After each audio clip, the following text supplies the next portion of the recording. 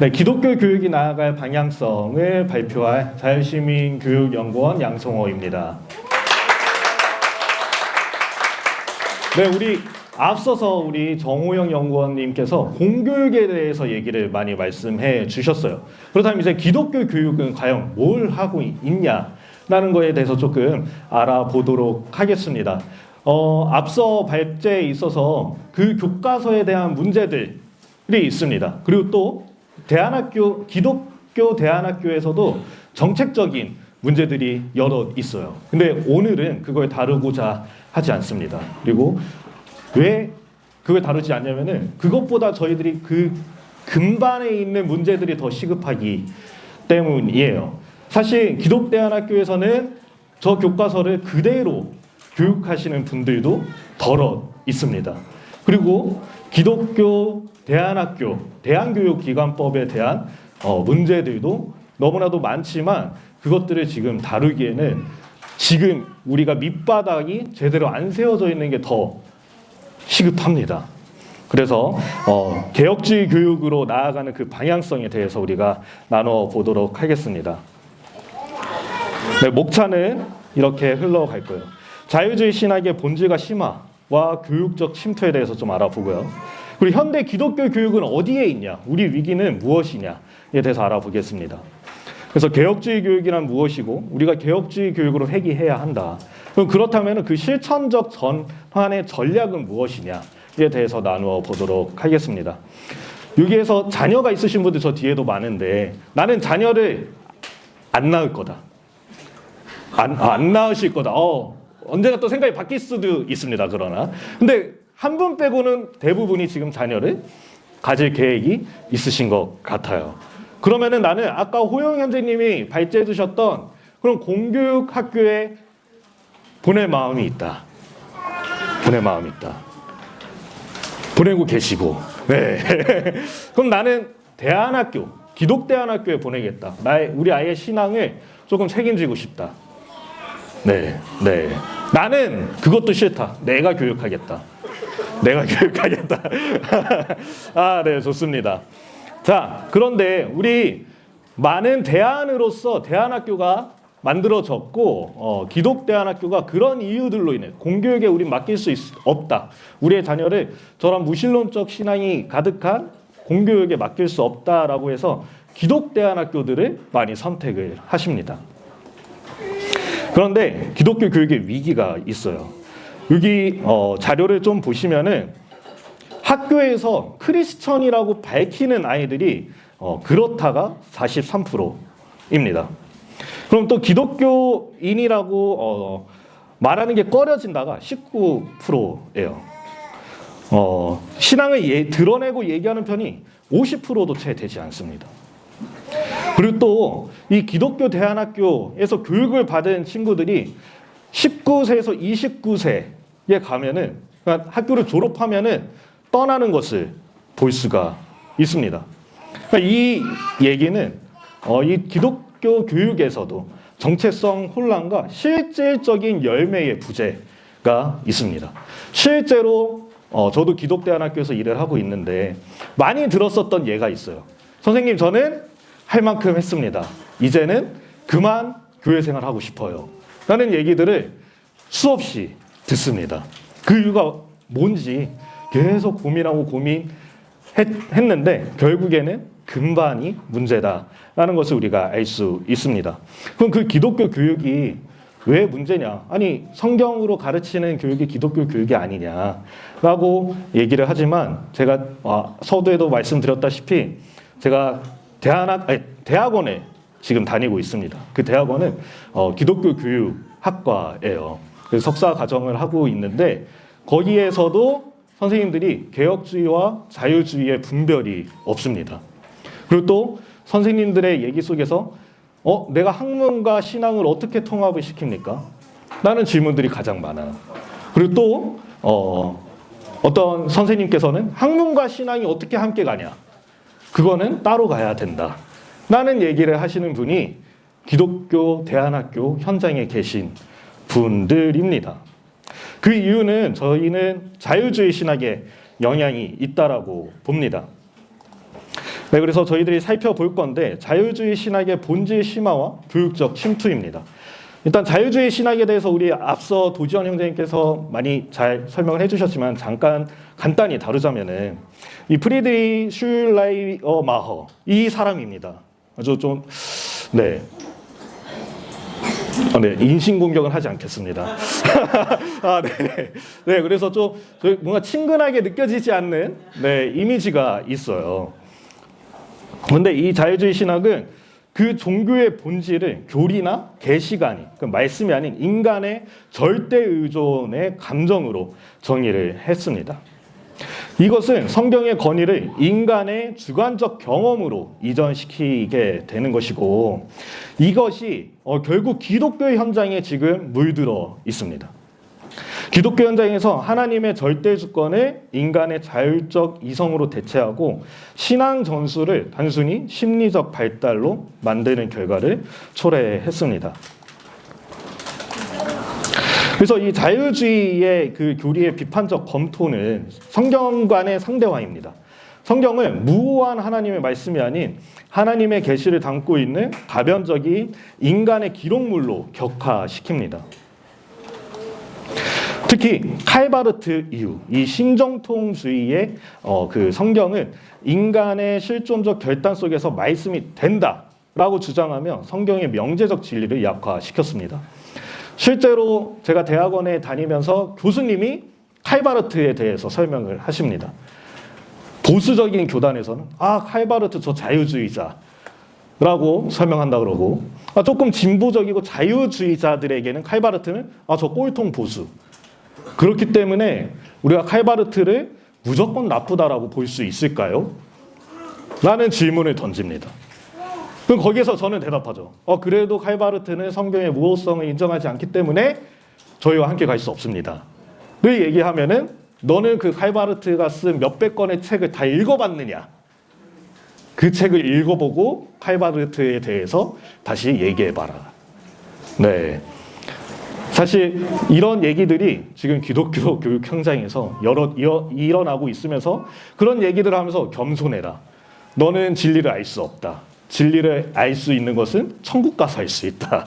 라는 얘기들로 포장을 합니다. 그래서 결국 이 성경을 단순한 윤리적 테스트나 그냥 고전 문학으로 취급하게 만들게 되었습니다. 그리고 또 그리스도론의 인본주의적 왜곡이 있습니다.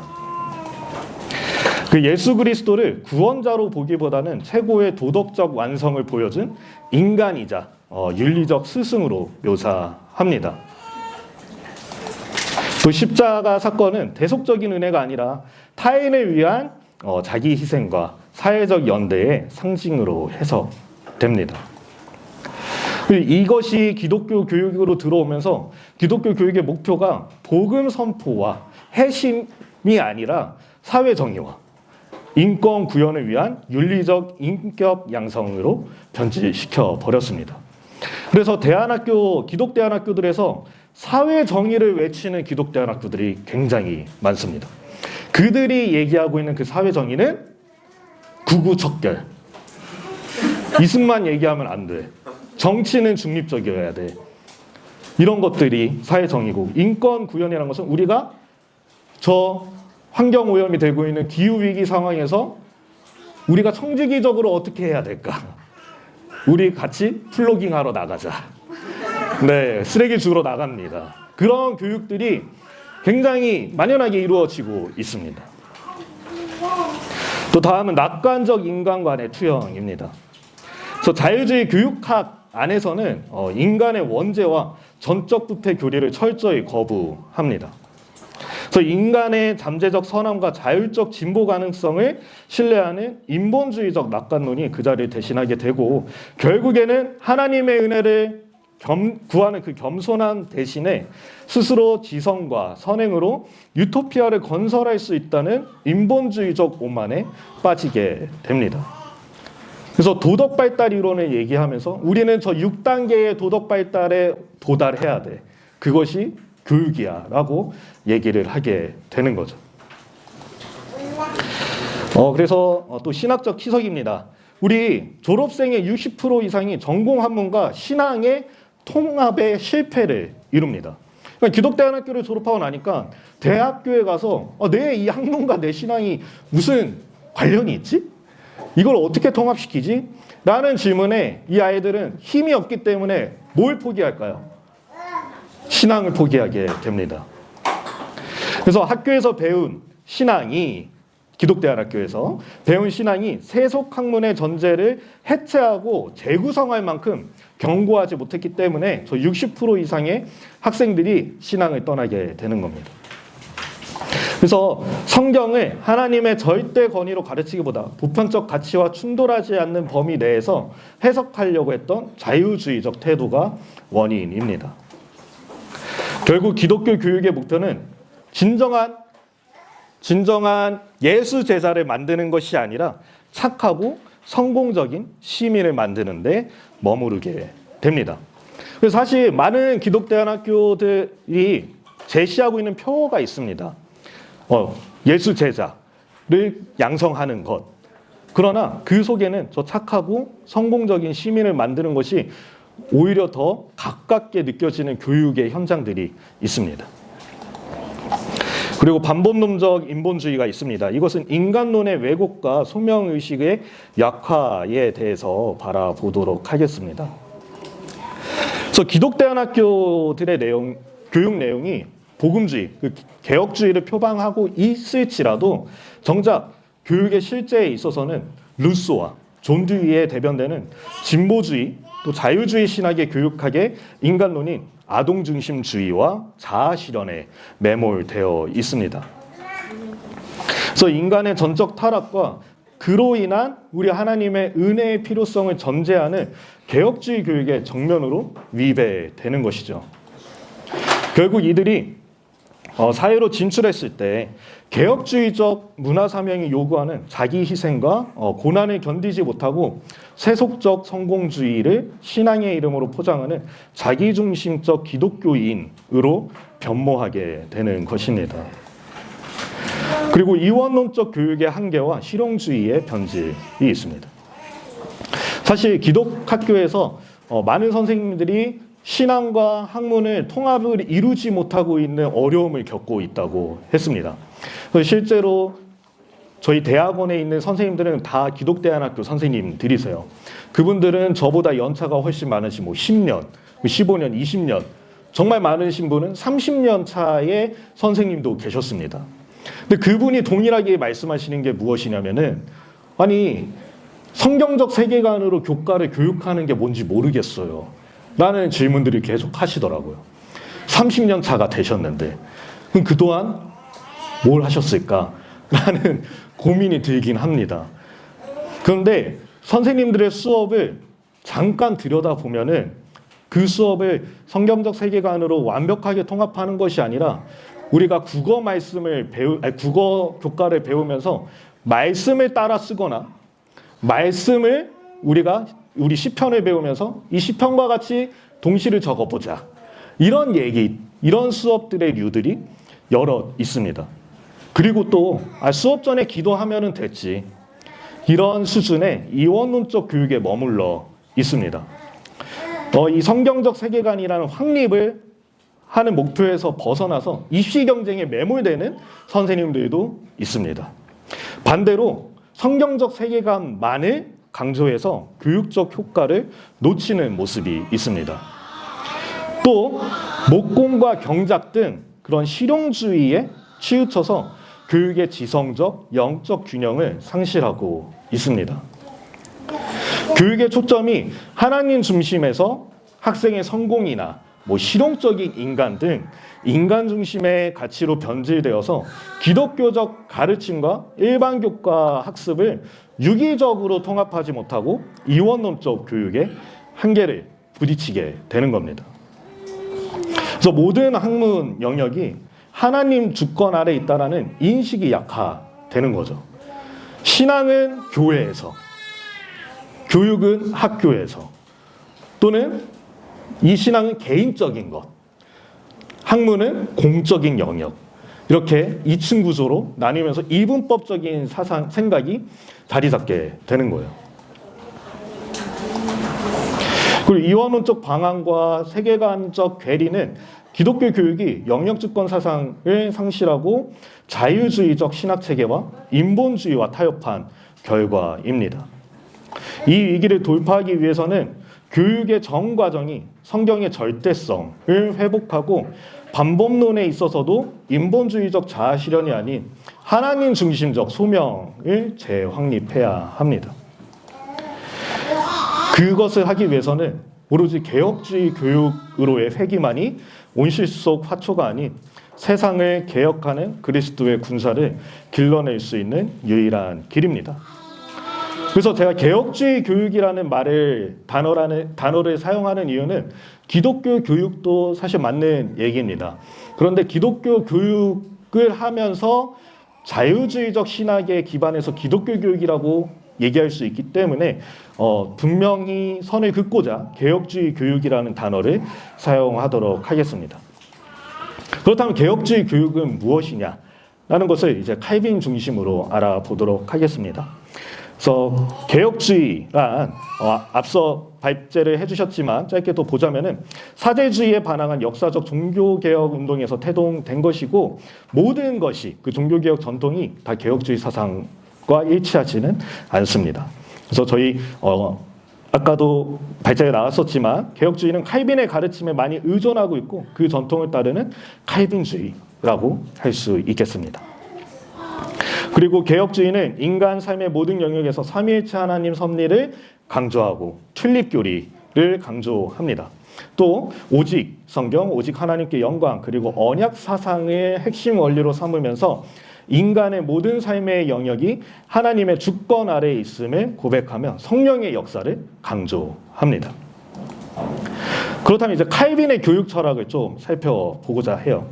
그래서 기독교 강요 제1권 1장 1절을 살펴보면은 칼빈의 교육 철학을 볼 수가 있습니다.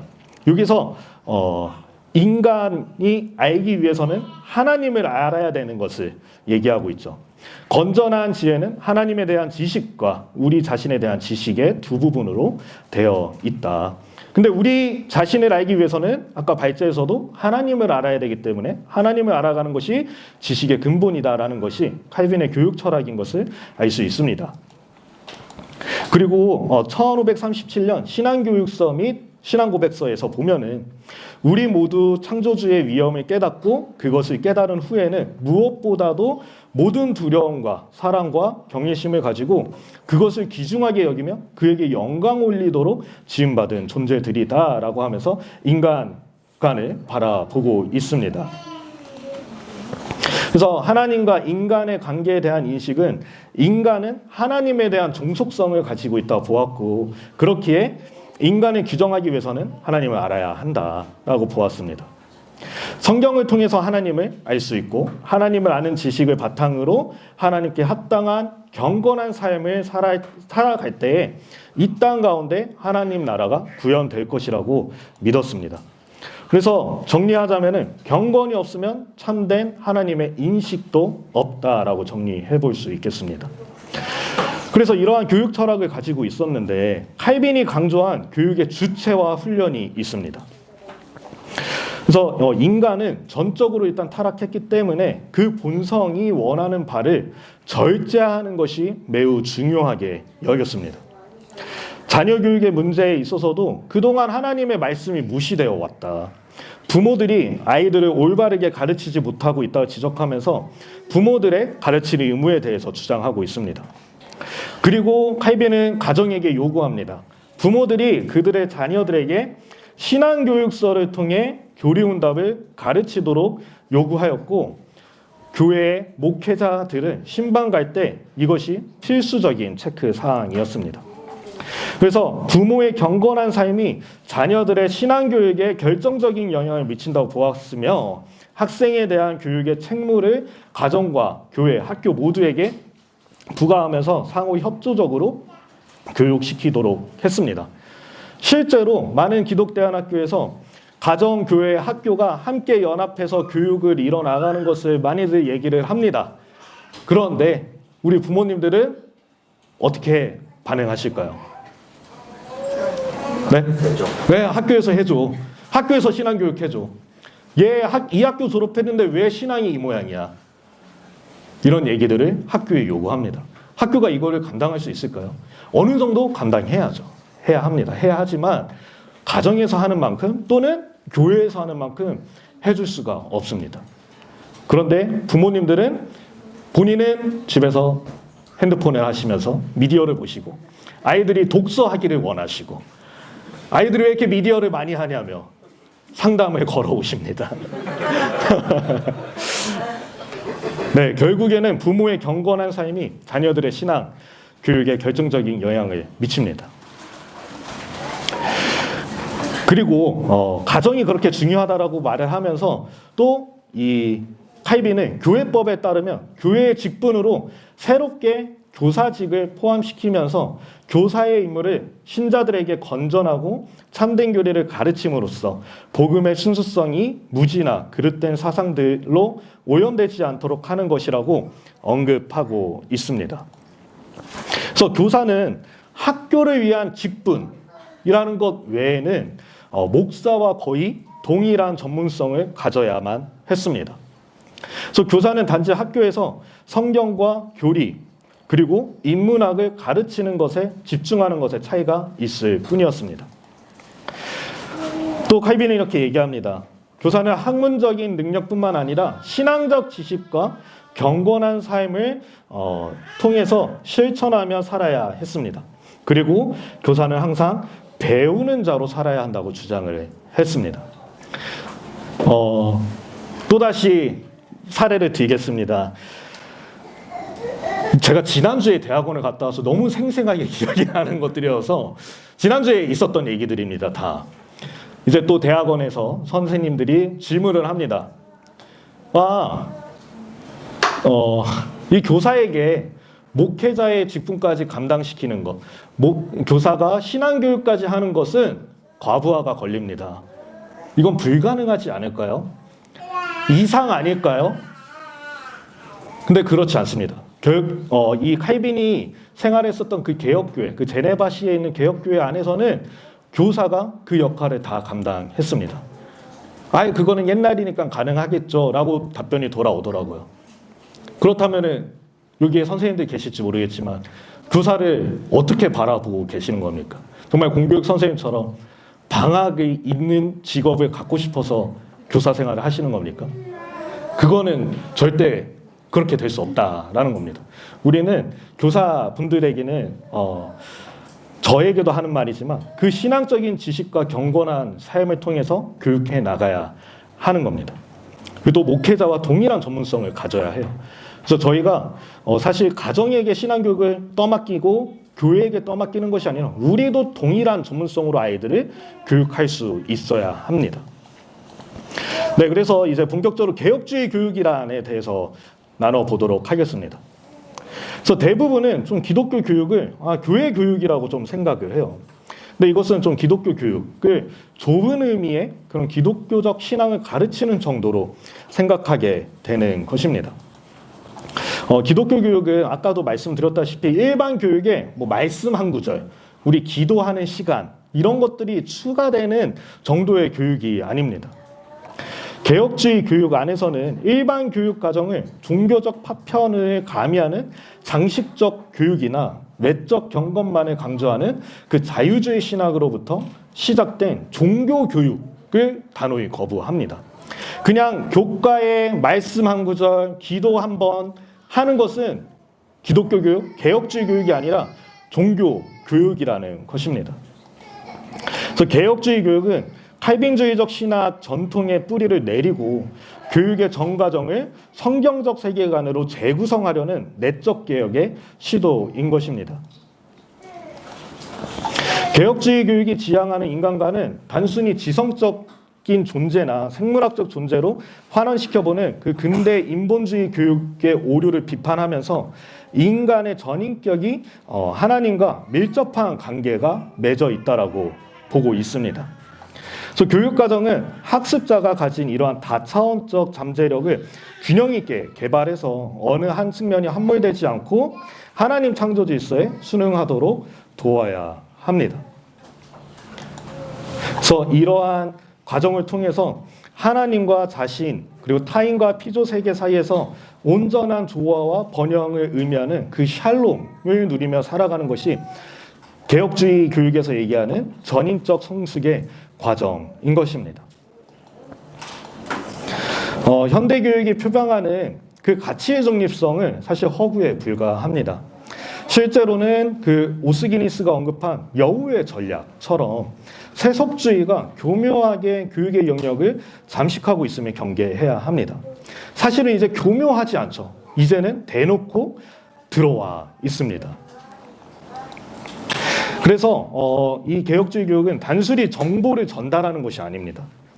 그래서 이 창조, 타락, 구속 그리고 회복의 세계관 안에서 학생들이 자신의 소명을 발견하고 그리스도의 구속 은총을 통해 학문과 삶의 모든 영역을 회복시키는 문화개혁자로 길러내는 데 있습니다.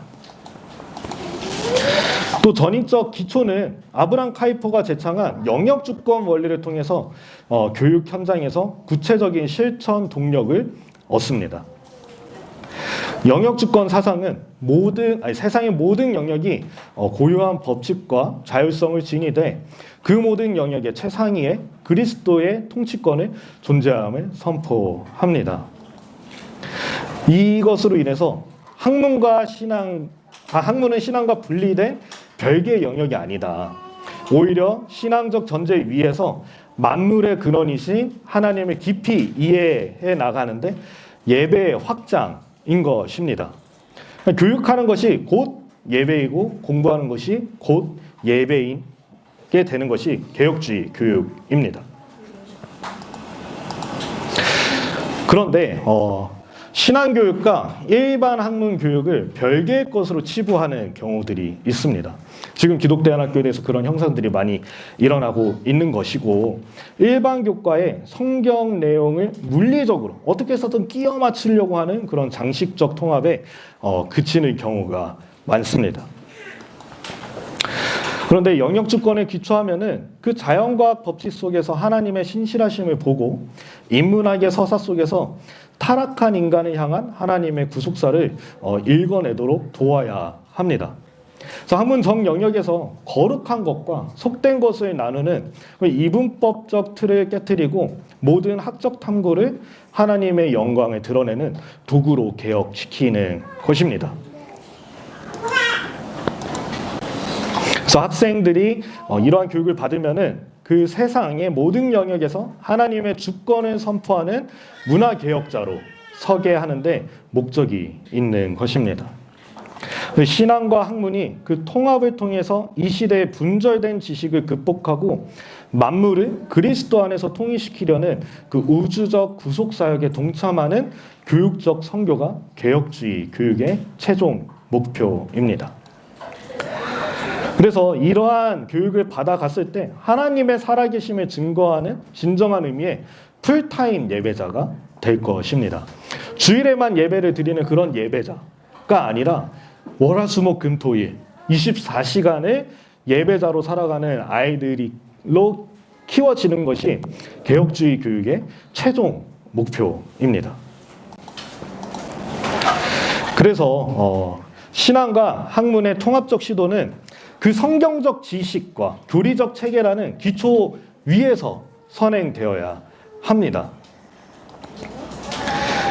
그런데 그 성경의 핵심의 진리와 교리가 약화되면서 신앙이 개인의 주관적 감정이나 단편적인 도덕주의로 전락했다는 것이 저희들의 위기입니다.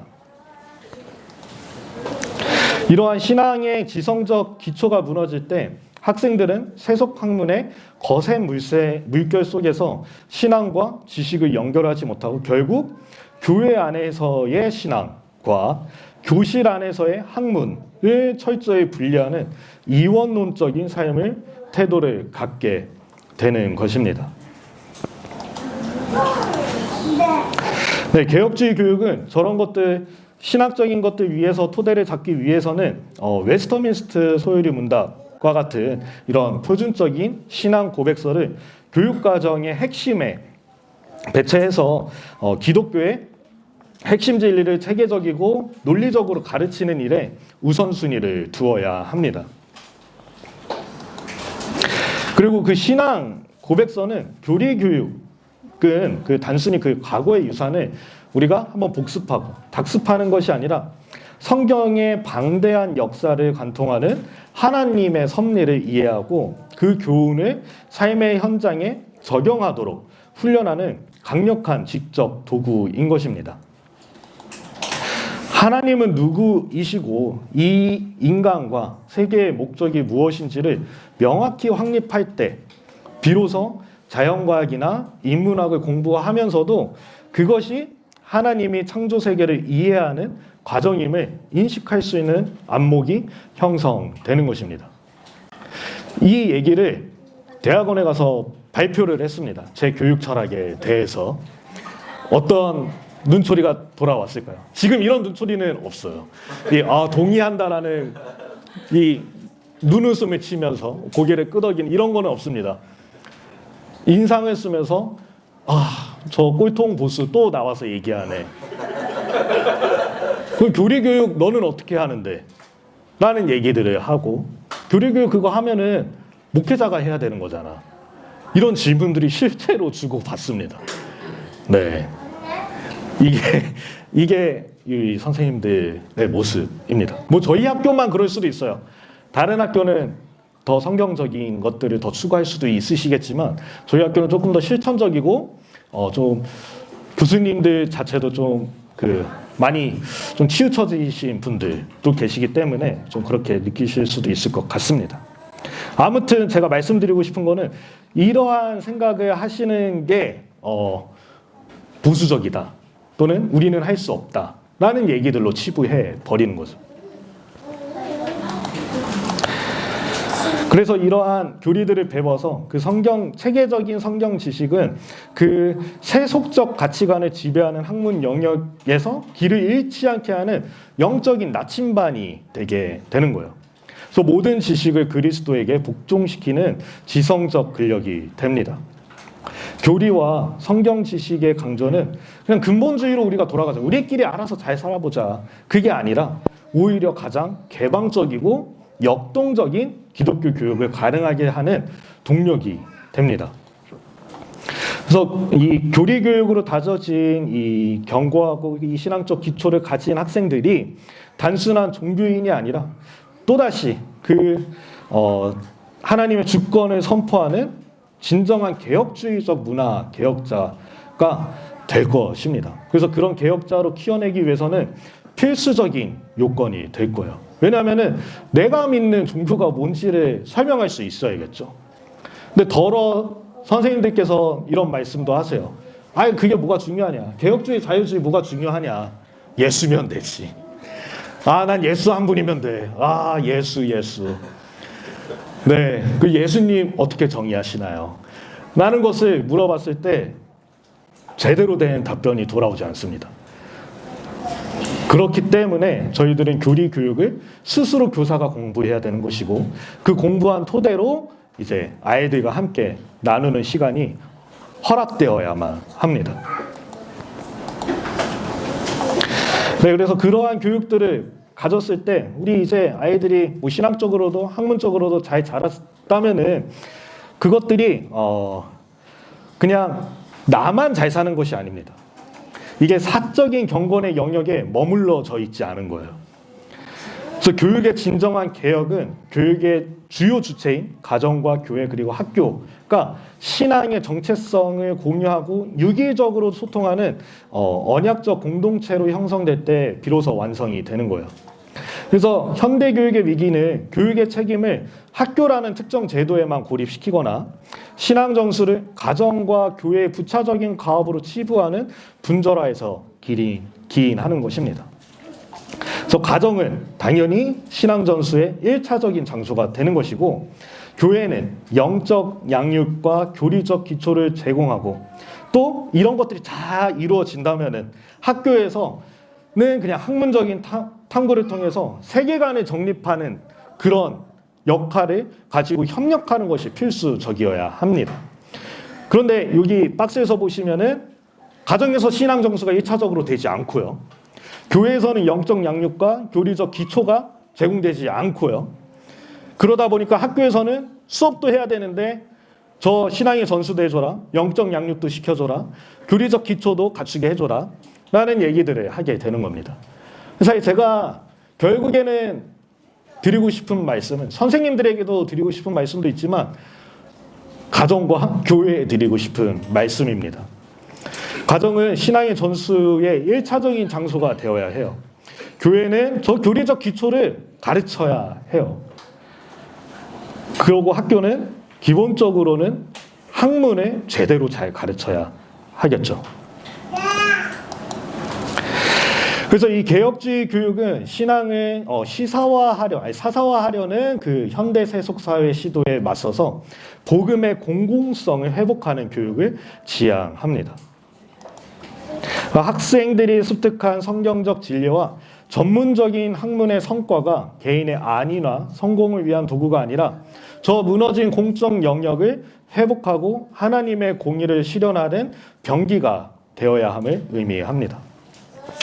그래서 이 학생들이 자신이 속한 공동체와 국가, 나아가 이 지구촌, 이 전 지구적으로 하나님의 주권 아래에 있음을 인식하고 사회적 불의와 문화적 타락에 저항하며 대안적 문화를 창조해 나가는 공적 책임을 감당하게 해야 하는 겁니다. 그래서 앞서서 이 건강한 이 가정, 교회, 학교가 연합해서 지향해야 될 것은 결국에는 개혁적 제자도의 실천입니다. 이 교육 공동체가 한마음으로 성경적 가치관을 공유하며 학생들을 양육할 때 이들은 이원론적 한계를 넘어서 이 세상 속에서 빛과 소금의 역할을 감당하는 진정한 의미의 개혁자로 거듭날 수 있습니다. 그래서 공적인 책임의 수행이야말로 개혁주의 교육이 지닌 가장 역동적인 특징이고 오늘날 그 파편화되어 있는 그 교육 현장에 던지는 가장 강력한 대안적 메시지라고 할 수 있겠습니다. 자, 그렇다면은 이 개혁주의 교육의 본질에 대해서 보자면은 교리 교육도 있지만 총체적 세계관 교육도 있습니다. 그러니까 이 하나님의 주권과 성경의 권위라는 이 거대한 기둥 위에 세워진 이 세계관 교육을 하는 것입니다. 단순히 지식의 전달이나 세속적 성공을 위한 수단으로 보는 것이 아니라 인간 삶의 전 영역을 하나님의 통치 아래 두려는 신학적 결단입니다. 학습자로 하여금 창조주의 영광을 목적으로 삼고 하나님을 기쁘시게 하는 삶을 준비하도록 돕는 것이고 이러한 목적은 파편화된 지식이 아닌 성경적 세계관의 총체적 적용을 통해서만 달성할 수 있다라는 겁니다. 그러니까 이 선생님들이 고민하고 있었던 그 질문들 어떻게 통합하나요? 어떻게 학문과 신앙을 통합하나요? 교리를 아는 것도 매우 중요하지만 이 세계관 교육이 굉장히 중요합니다. 아까 공교육에서 얘기하고 있었던 그 기후위기, 우리 성경적 세계관을 어떻게 설명할 수 있을까요? 이거에 대해서 저희가 개혁주의적인 세계관을 가지고 있지 않으면은 아이들과 함께 플로깅을 하고 우리가 저 곧 종말이 오니까 조심하자, 빨대 쓰지 말자 이런 걸로 치부해 버리기 쉽습니다. 근데 그것이 진정한 개혁주의 교육이고 진정으로 우리가 세계관에 일치된 환경 교육일까요? 네, 그렇지 않음을 알 수 있습니다. 그리고 그렇게만 교육하게 되면은 아이들에게 올바른 종말론을 심어줄 수가 없어요. 아이들은 오히려 환경으로 종말되는 것이 무서워서 음식을 남기지 않으려고 억지로 먹는 아이들도 있고요.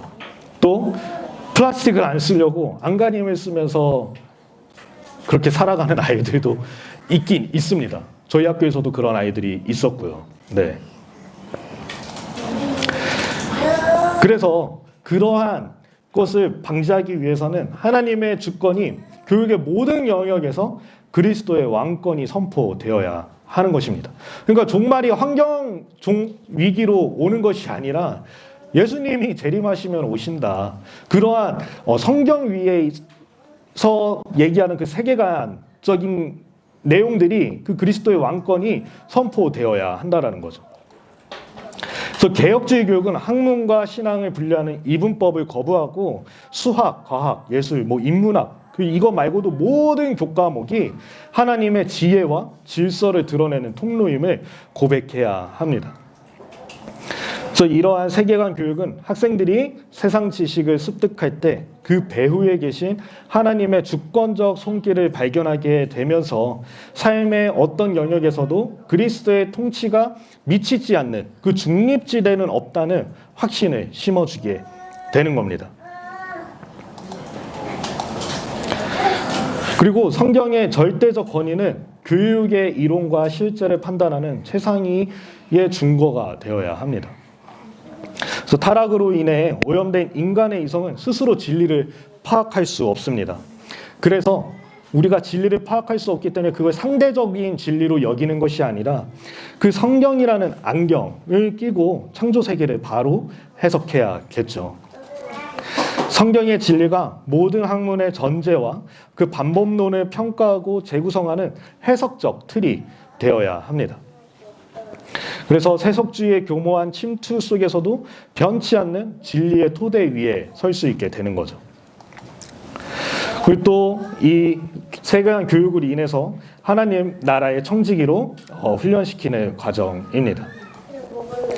이 학생들이 신앙과 학문의 통합된 일관된 안목을 가질 때 비로소 대학과 사회라는 거대한 세속적 담론 앞에서 무력해지지 않고 그 복음의 공공성을 회복하는 문화개혁자의 사명을 감당할 수 있게 됩니다. 하나님 주권과 성경의 권위에 뿌리박은 교육이야말로 현대 기독교 교육의 위기를 극복하고 다음 세대를 온전한 그리스도의 제자로 세우는 본질적인 처방이라고 할 수 있겠습니다. 네, 그렇다면 또 이 성경적 주권을 재확립하기 위해서 성경적 인간관이 회복되어야만 합니다. 그래서 교육의 대상이 인간을 어떻게 규정하느냐에 달려 있습니다. 네, 인본주의 교육은 인간의 단순히 지적, 정서적 발달 또는 루소가 얘기하는 그 백지 상태 그리고 진화된 생물학적 존재로 보지만 개혁주의 교육은 성경의 거대 담론 안에서 파악해야 합니다. 인간은 하나님의 형상으로 창조되었으나 죄로 인해서 전적으로 부패했고 오직 그리스도 안에서 구속받아야만 본래의 목적을 회복할 수 있는 중층적인 존재인 것입니다. 그래서 학생을 철저한 부패를 정직하게 인식하는 것에서 시작하게 됩니다. 이것은 학생이 너는 그냥 죄인이야, 너는 쓸모없어 이런 비관적인 것으로 본다는 게 아니라 단순히 그 지식의 양을 늘리거나 환경을 개선한다고 해서 이 자기중심성과 죄성을 해결할 수 없음을 인정하는 것입니다. 이러한 인지는 교육 현장에서 인본주의적 낙관론에 기초한 방종을 경계하고 학생들로 하여금 자신의 한계를 깨닫고 하나님의 전적인 은혜를 구하는 겸손한 태도를 갖게 합니다. 그리스도 안에서 회복된 구속적 잠재력을 극대화하는 데 초점을 맞추고 있고 죄로 오염되었으나 여전히 인간 안에 남아있는 그 하나님의 형상 그리고 구속받은 자녀로서 누리게 돼 새로운 피조물의 가능성을 신뢰하게 되는 것입니다. 그래서 잘못을 교정하는 그런 훈육에 그냥 그치는 것이 아니라 성령님의 도우심을 통해서 학생 안에서 잠재된 은사와 달란트를 발견하며 이것을 하나님 나라를 위한 도구로 개발하는 과정이 교육이 되어야 합니다. 그래서 성경적 인간관의 회복이란 학생을 조작의 대상이나 세속적 성공을 위한 자원으로 보는 것이 아니라 하나님과 세계에 대해서 책임 있게 응답하는 언약적 존재로 대우하는 것을 의미합니다. 비록 그렇게 됐을 때 이 한 영혼을 전인격적으로 변화시키는 성화의 교육을 수행하는 것이 교사의 역할 중에 또 하나라고 볼 수 있겠습니다. 인간 간의 확립이야말로 인본주의 교육을 줄 수 없는 진정한 인간 존중과 영적 성장을 가능케 하는 개혁주의 교육의 정수라고 얘기할 수 있겠습니다. 네, 그래서 이제 또 교사에 대해서 다시 좀 강력하게 좀 얘기를 해 보도록 하겠습니다. 교사의 신학적 역량 강화입니다. 신학은 목회자들이 하는 거 아니야? 우리는 교육만 잘하면 되지. 라는 생각을 저도 했습니다. 저도 했고 많은 교사들이 분명히 할 것 같아요.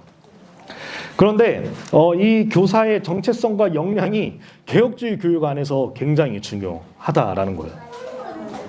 이 교사는 단순히 지식을 전달하는 그런 사람을 넘어서 자신의 삶과 학문을 통해 하나님 통치를 증거하는 영적 모델이자 학문적 병증가로 부름받은 존재입니다. 그래서 이 교사들이 자신의 전공 지식과 성경적 세계관을 유기적으로 통합하지 못해서, 그리고 그렇기 때문에 아까 그런 교과서들을 그냥 가르치는 것입니다. 그리고 정말 비겁한 얘기가 있어요. 그 교과를 정확하게 가르치는, 그 지도서적으로 정확하게 가르치는 것만으로도 기독교 교육이다 라고 얘기하는 대안학교의 만연한 거짓말과 핑계들이 있습니다. 반은 맞고 반은 틀린 말이에요. 그 모든 지식이 하나님께로부터 나왔기 때문에 저희들이 잘 가르쳐야 하죠. 잘 가르쳐야 하지만 그 속에 있는 반성경적인 내용들은 저희들은 걸러낼 수 있어야 합니다. 그래서 그냥 그대로 그 지도서대로 가르치는 것이 아니라 그것을 다시 한번 재구성할 수 있는 능력이 있어야 하는 거죠. 그래서 이 실천적 전환으로 첫 번째 과제는 교사들이 신학적 그리고 철학적 역량을 근본적으로 강화하는 것에 있습니다.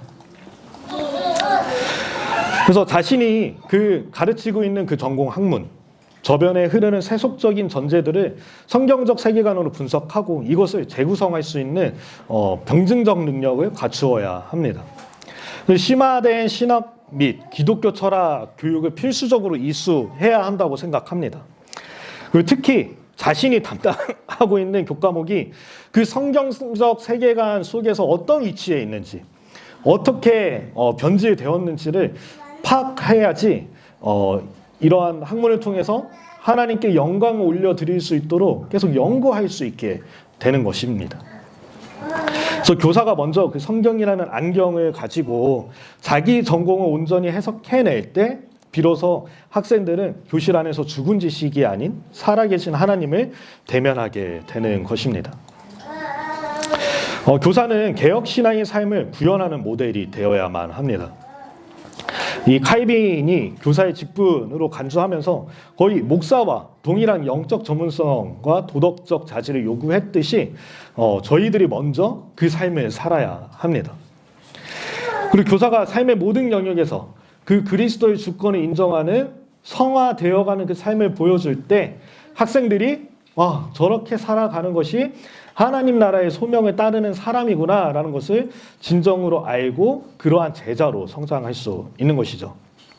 그래서 교육 현장을 하나님의 우주적 왕권이 선포되는 영적 전쟁터로 인식하고 그 최전방에서 학생들을 인도하는 영적 지도자로서 소명을 회복하는 작업이 필요합니다.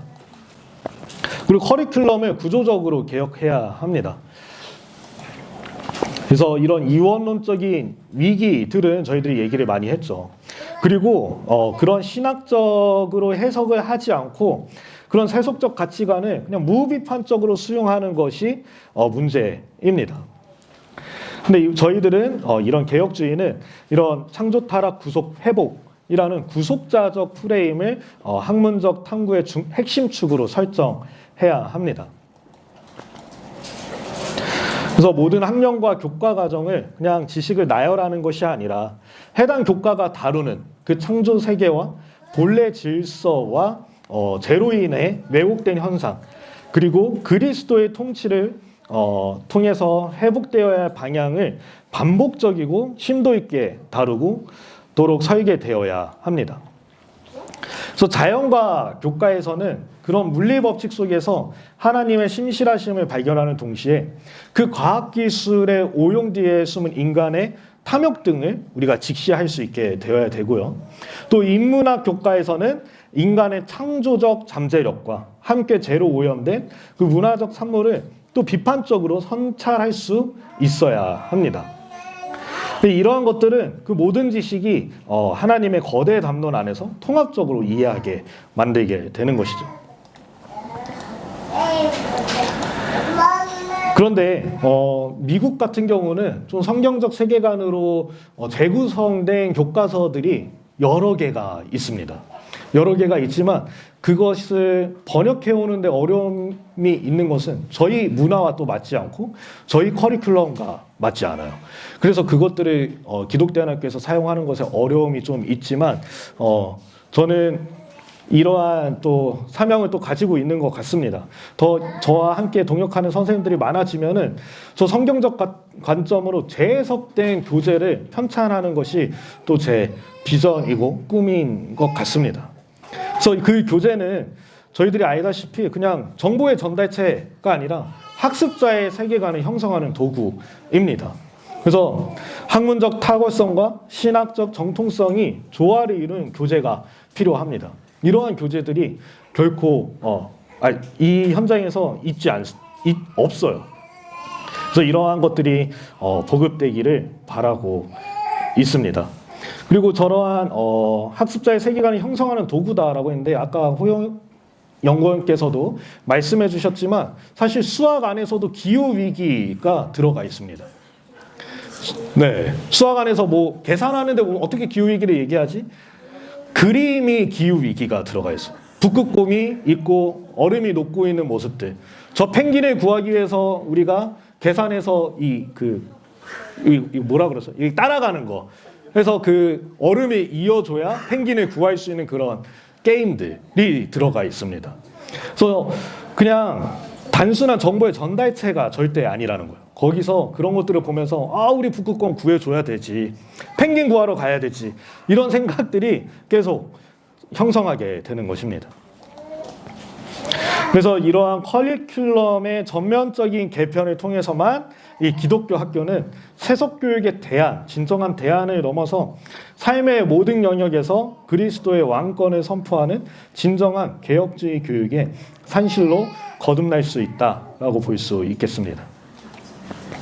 그리고 또 중요한 또 권위와 사랑의 균형입니다. 그래서 이 실천적 전환을 완성하는 마지막 핵심은 교육 현장에서 성경적 권위와 그리스도적 사랑의 균형을 재정립하는 것입니다.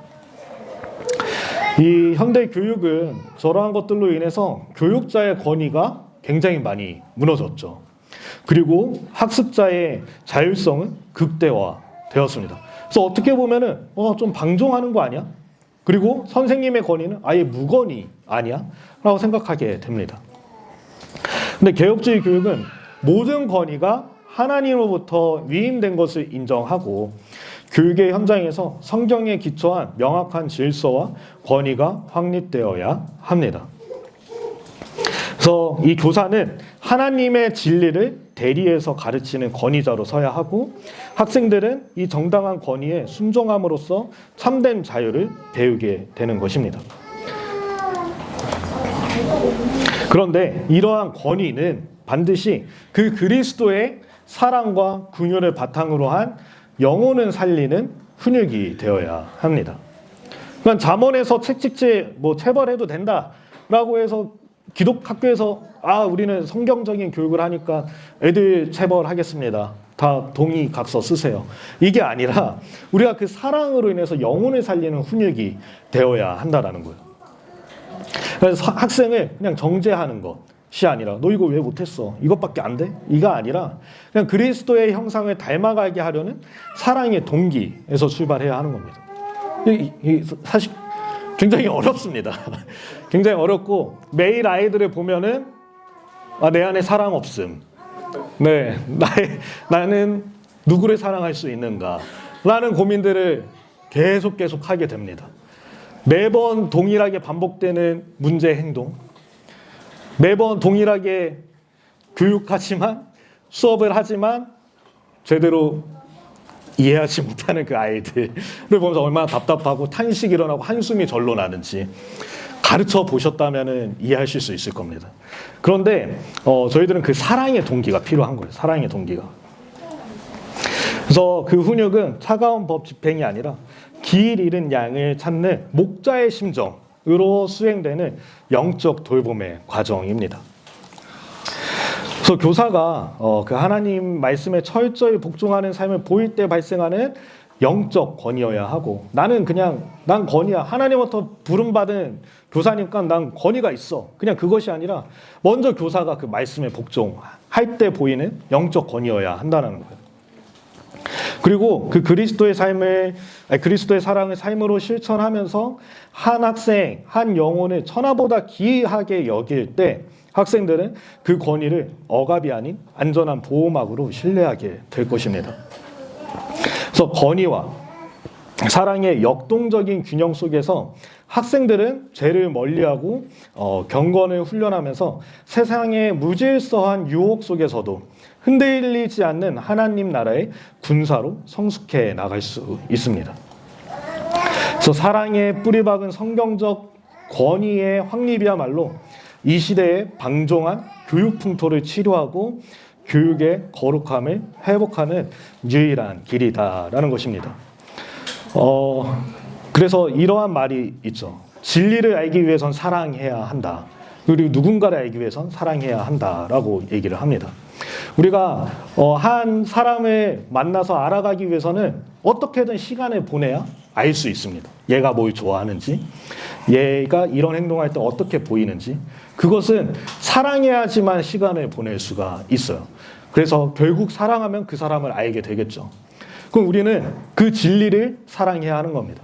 진리를 알기 위해서는 그 성경 말씀을 사랑해야 하는 겁니다. 그리고 그 사랑의 뿌리박은 그 성경적 권위의 확립이야말로 그 교육의 거룩함을 회복할 수 있는 겁니다. 그래서 개혁주의 교육이라고 하면은 딱딱하게 또 정말 보수적이고 좀 더 교리에 기반한 교육이다라고 생각하시는데, 물론 맞습니다. 맞는데 개혁주의 교육은 오히려 더 사랑에 기반한 교육인 것을 기억하시기를 바랍니다. 결론입니다.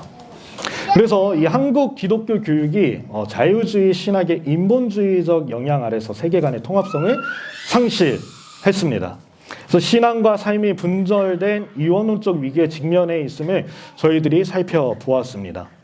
그리고 현대 기독교 대안학교가 겪는 정체성 혼란과 교육적 무력감은 단순히 반법론적 부재가 아니라 교육의 모체인 신학적 토대의 희석에서 기인함을 확인했습니다. 그래서 근본적인 대안으로서 저는 하나님의 중심의 주권적 교육을 강조하는 개혁주의 교육 철학으로의 철저한 회귀를 주장했습니다. 그래서 기독대안학교의 실효성과 안정성을 위협하는 재정적, 구조적 취약성 또한 결국 교육의 본질을 어디에 두느냐의 문제로 귀결되고 있습니다. 사실 이 말이 이 재정적, 구조적 취약성 또한 결국 교육의 본질을 어디에 두느냐의 문제로 귀결된다라는 것은 저희가 2회 컨퍼런스도 좀 예정하고 있습니다. 그래서 거기서 다루면 참 좋을 것 같아요. 우리 대한교육기관법이 뭘 바라보고 있는지, 그것이 과연 정말 대안학교에 도움이 되는 법이 맞는지를 한번 알아보면 좋을 것 같습니다. 그리고 경건과 지식의 조화, 그리고 성경적 세계관의 총체적 적용, 그리고 무엇보다 체계적인 교리교육을 핵심으로 삼았던 그 존 칼빈의 개혁주의 교육 정신으로 회복해야만 합니다. 교리교육은 얘기했듯이 유물을 답습하는 것이 아니고 학생들이 세속 학문의 거센 물결 속에서도 신앙과 학문의 유기적 통합을 읽어낼 수 있도록 돕는 지성적 나침반이자 영적인 근력이 됩니다. 그래서 개혁주의 교육은 학습자를 사적인 경건의 영역에 가두지 않고 삶의 모든 영역에서 그리스도의 통치를 선포하는 공적 주체로 길러냅니다. 그로 인해서 문화개혁자의 사명을 감당하게 될 것입니다. 그래서 개혁주의 교육으로의 돌아감은 단순한 각오로의 후퇴가 아닙니다. 세속주의의 여우의 전략에 맞서 교육의 거룩함을 회복하는 가장 강력하고 역동적인 전진입니다. 기독대안학교가 개혁주의적 정체성을 확립하고 성경의 절대적 권위를 재확립할 때 우리는 다음 세대를 온실 속의 화초를 넘어서 하나님 나라의 청지기로서 한국 교회와 사회를 새롭게 하는 영적 동력을 제공하게 될 것입니다. 이것이야말로 오늘날 기독교 교육이 또 기독교 대안 학교들이 감당해야 할 가장 시급하고도 영광스러운 시대적 사명입니다. 이런 것들이 지켜나갔을 때 우리 기독대안 학교들에서 걱정하고 있는, 우리가 이 학교에서 졸업하고 나면 아이들이 왜 신앙을 떠나나요? 이 아이들이 왜 학문과 신앙을 통합하지 못하나요? 또 선생님들은 이 학문을 어떻게 신앙적으로 바라봐야 되죠? 이거 어떻게 재구성해야 되죠? 이런 질문들이 없어지게 될 것입니다. 이것은 저의 경험에서도 확언할 수가 있습니다.